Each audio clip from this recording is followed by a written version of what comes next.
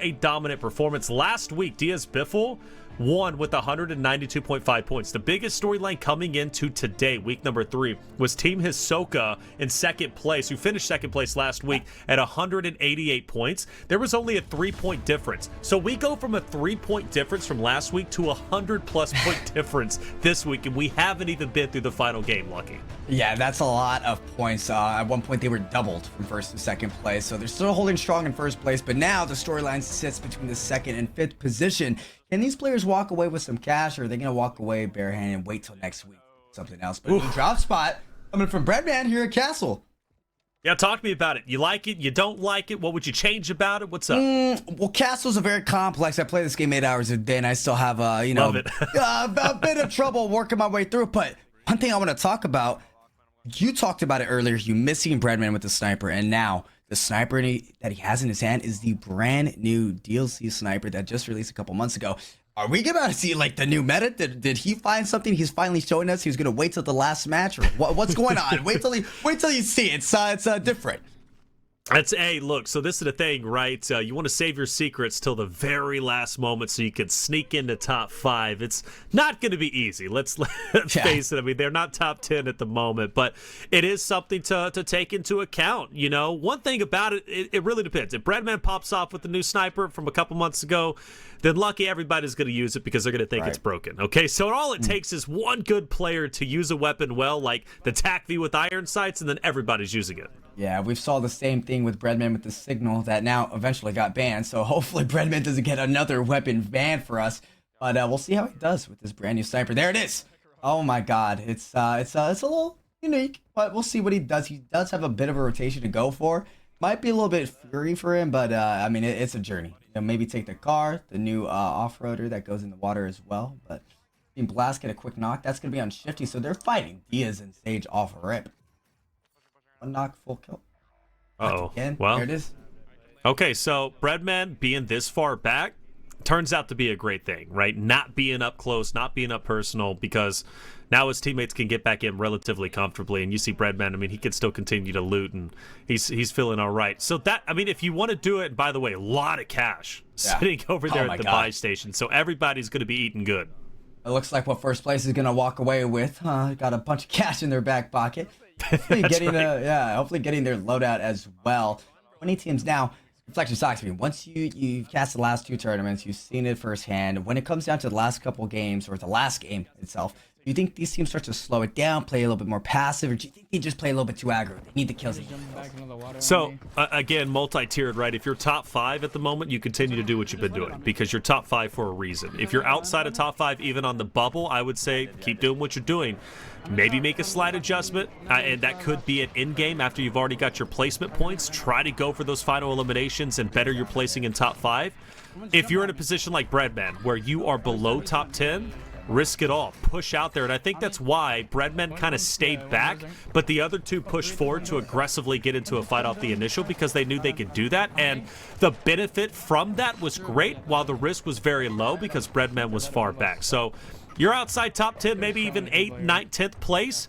I think this is the game where you start to pop off, and if you lose, you're in no better position than you were at the start. Absolutely. Got nothing to lose, so you're full set, but a good fight going off right here. We got Knight. Look who they're fighting against. User. I think that's going to be Nick Cool. Yup, Picnic as well. This is a great fight we're going to see going on, because if they manage to get them out early, this is a team contesting top 5, and they want them out. They want to be in the money, not them. We might see them overly push us, just a full commit to it, right? Full commit to the fight, get them out. That's right. Share the cash. He's got the Vast in hand, scumming, nading both doorways here, and working this fight. Oh, one's going to fall. That's going to put Scumming in action. I think he's going to go up top and finally try to finish off this player who overtook the high ground, but he's going to be by himself. You never know what's going to be waiting up top. It could be shock charges, as we saw a little bit earlier. It could be, of course, the precision mines. It could be a lot of different things, but it looks like the coast is clear, only for a little bit. And like I said, the unpredictability of going up is just, it's too much. Too much for Scumming to handle, but now hopping on board with Wars, who has Kringside on his team, who's been in 3rd place in the kill department, has been absolutely playing out, and we see him in the kill feed with another elimination under his belt. Be interested to see like what role does Crease play. Yes, he's getting a lot of kills, but is he doing that while playing with his squad? Is he doing that while playing solo? We'll see right now. Crease doesn't play too much Vondel, but he's just a great talented player, well-rounded as well. So we'll see what role he plays here in a second. He's entry man. He's gonna be entry man up top. Okay. They dropped low though. Like you said, entry man up top, and dropping low seems to be the play because you lose one player, but you're able to get the trade, which is so important. You know, if you always lose a player, you always want to make sure you're picking up one elimination because of it, or maybe even two. That'd be a better case scenario, so you get your 1 for 2. Bounty on to Believe, who we did see a little bit earlier playing, and this is going to be Team Smixy. Smixy, unfortunately, down and tracked and flanked now, trying to carry the torch. Yeah, I feel for Smixy. You know, she's been going up against the best of the best, like the first, second, third place teams consistently. The last game it was against Diaz, the game before against Diaz, and then this game against Tommy. She's not having a good luck with her rotations, but hopping on board. See how he works this with the Cronin on the left-hand side. Gonna be Blade, into the Vortex and Lula. And I have to work a little bit quicker though, because notice they're out of zone. That player's gonna have Tempered, backing it up with the MP5. Your favorite, you know, what we talked about with these pro players to disengage the ring. How important it is. Yeah, great disengagement. You know, he kind of starts tagging that edge of the stairway, which ultimately ends up saving his life, believe it or not, because he was able to not take as much damage as he would have taken if he had swung that angle a little bit more. So good on him, and staying up was pretty impactful because now they all three have this rooftop. You never know when you drop as a player on your trio, right? You never know if you're going to get pressured by another trio because they usually take advantage of that quite quickly. You asked me, hey, how do you play this lobby? Well, we've already lost 3, and this is the first time we're seeing 17 at this stage of the game. Yeah, players are playing a lot faster than what we've seen before, and we're going to see Flanked fall. Alp's still up in the count, and we saw Wars also in a gun engagement not too far from Lula, which was actually in Police Station, which is just to the right. Could have been against Vortex as well. Both these teammates are going to be rocking Tempered, which is important, right? We talked about it last game, how important Tempered and Medic Vest are, and also seeing the consistent loadouts, right? We've seen MP5s, Cronins, Attack Vs. The same goes. So if you die, right, you can just pick up any gun off the gun or off the floor. It's going to be the same loadout. That's right. Lula on your screen. Loves this area. You know, we've seen a lot of in-games of Lula being exactly where she's currently at. Great shots from the player on the roof. That's at least going to back him down for a time being. And another player on the bridge, and Lula doesn't stick it. She's going to go ahead and back away. Played a bit safe. But through all the tags she's taken, she's now out of plates. So from this point forward, any plates she loses, she's not going to be able to replenish. Right, and we talked about that earlier with Zyro, where you got to be careful re-peeking these players because you're peeking the best of the best. If you're peeking me with reflections, yeah, you might walk away with just a plate off, but you know, you're peeking the best of the best, you're going to walk away with nothing, and that's what we're going to see Lula, just like you mentioned, with no plates to work with. She's got to be careful, but also to take note of Reflections, a brand new zone we haven't seen so much of. Yes, we've seen it go all the way to Central Station, but this one looks like it's ending a little bit closer to Mall, which should be pretty unique because these players haven't experienced that just yet today. Smoke out. Lula still getting tagged, though. Barely alive. Breaks onto the inside through the doors. Nobody waiting for her, but unfortunately, someone did chase, and I think that was the one, from the top. She knew that there was enough damage to justify a push onto Lula. He makes that push and gets the victory. She'll be back, though. The other 2 teammates were alive, but that was a good push, at least from the opponent she was against. Back on board with Breadman, who had a slow start, but now things have picked up. Yeah, he's got 5 eliminations under his belt. He's going to take that high ground, and the sniper now is going to be back in his hand. It's going to be a quick snipe for him. Not connecting just yet, but once that first shot does, it's going to be a quick knock for him. And now his teammate can follow up on the full kill, which we're going to see coming in from Limax. That's going to be it for them. 6 eliminations and 17 teams remaining. Now, Reflection, it's you know, off rip. We lost 3 teams pretty quick, but then it slowed down. We haven't seen anything just yet in the last like 3 minutes. So maybe teams like played fast and they're like, all right, let's slow it down a bit. We got a little too aggro. We saw 3 teams drop. We don't want to be the 4th. Yeah, I think also, too, a lot of that could have came down to just wanting the initial to be strong and kind of trying to risk a lot, and unfortunately, maybe too much was risked. You know, they were like, okay, it's the start, let's have a player hang back, maybe 2 push up, kind of like what Breadman's roster did with Breadman hanging back, but maybe that solo player who was hanging back got caught off guard by a trio and then ultimately was finished off, so the plan didn't go according to how they wanted it to be. But since then, since I started talking, you brought up that point, we've lost 2 more teams. Wow. So still a fast lobby. Limax down. Brett could be a hero. versus Ahsoka as well. Breadman gonna make it just in time to get that revive up, but now it's gonna be just Bread and Limax last alive, but they're not in a healthy position. They have no plates to work with. A rotation into the water. They're gonna be sharks or guppies here. They're gonna back it up, realize the water's not gonna be the play. They have a little bit of underground route to go as well. Breadman said, I'll test it. I'll go up to zip first. No, Limax says he's got it. Bread will play safe. Wait the 10 seconds for that resurgence timer. Now we're going to the last 40 seconds of resurgence.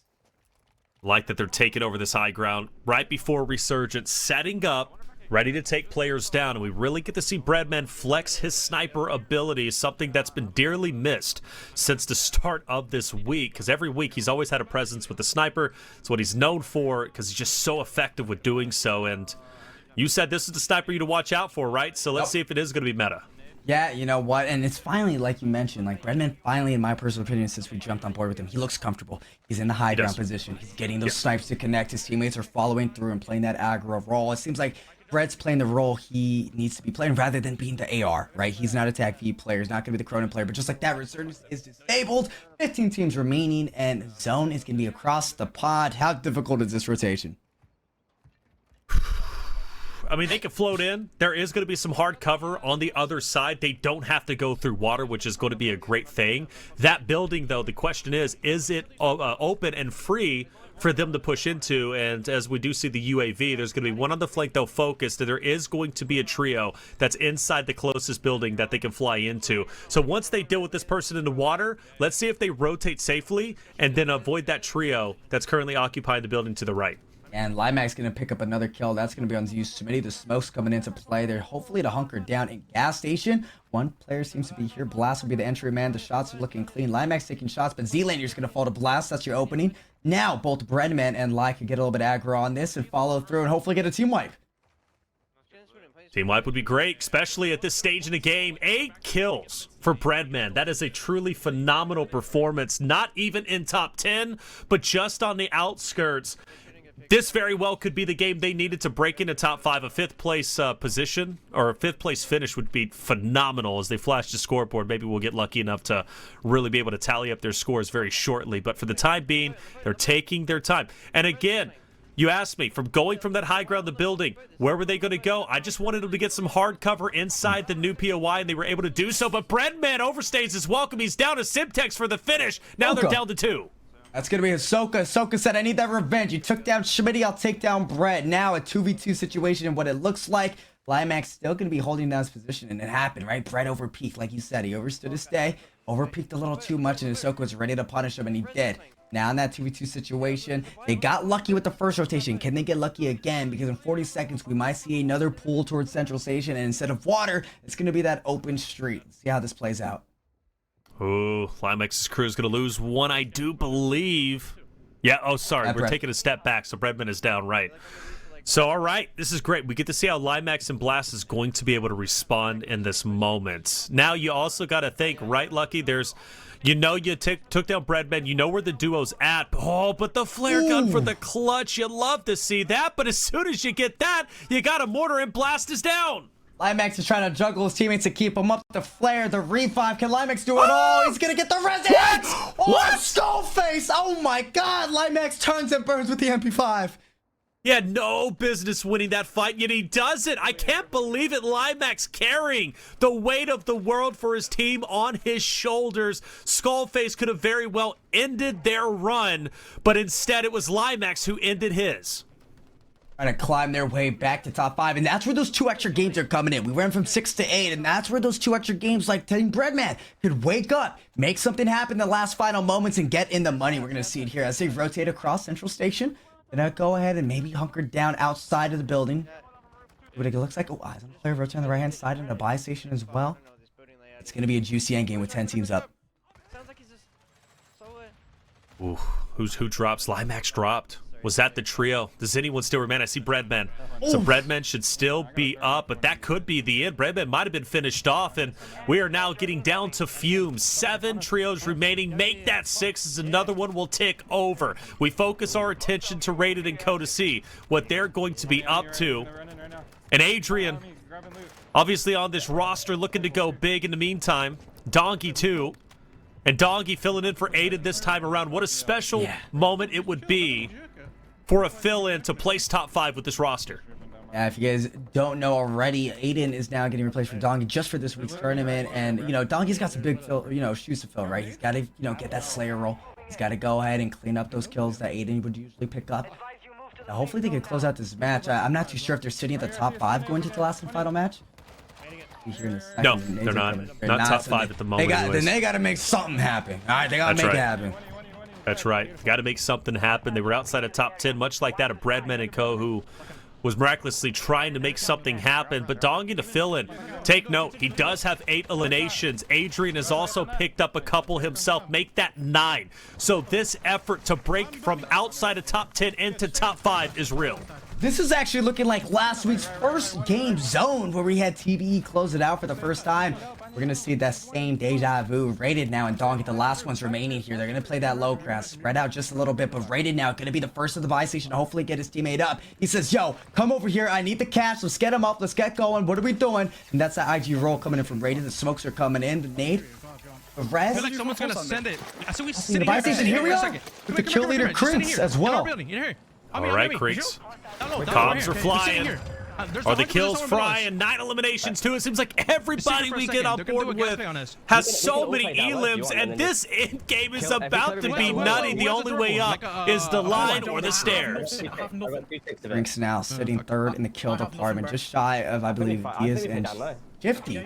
Oh, he's there. He's got 9 eliminations so far, but he needs to close out this game. They're sitting, I believe, in 3rd place, trying to go to 2nd. MP5 is going to be the weapon of choice to work down the staircase, and look how tight they're playing, Reflections. Yep, they have to. Get the trades, shoulder to shoulder. This is the way to go about it, Lucky. Now, we see it. 5 players remaining. There's only, or it's a 3. Actually, it's going to be a 3v3. We're now into the zone. We're on the low ground. 1 player's going to be lost. He's going to drop. That's going to be Wars. Just a sliver of health. I believe there's going to be a player up top. And Creeks is going to spot him out. Can't tag him, though. But he's got to come down. To the zone. Oh, they went 32! Lucky! That's insane. They were in 5th. They were in 5th. They were in 5th.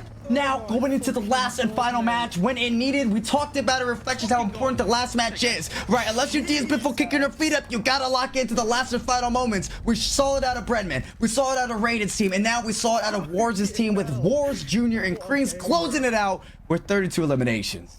Absolutely huge. A lot of stuff going in right to the final.